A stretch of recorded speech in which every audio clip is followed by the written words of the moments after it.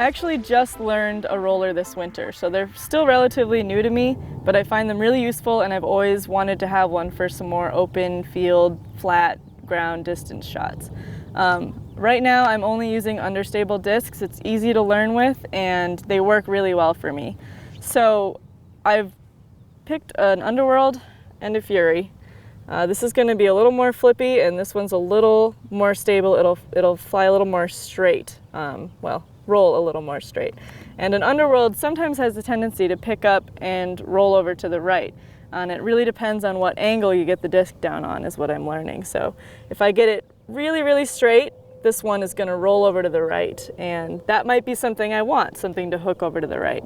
But if I get it down a little more on an angle this way, then it'll stand up, roll straight, and then it'll fade over to the right.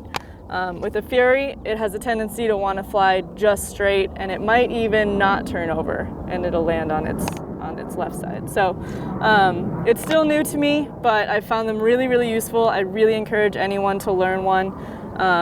It can really increase your distance pretty easily, and as long as you can get the angles right, everything else kind of just works. So my form changes quite a bit with a roller.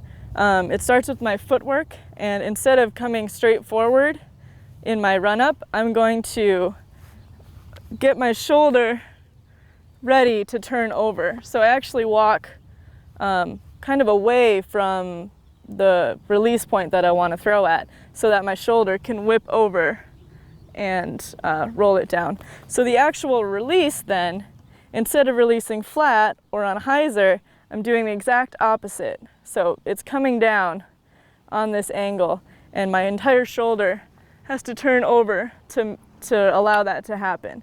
And you're using a lot of power. I still throw these pretty much as hard as I can. So it's very different, but here's the walkthrough.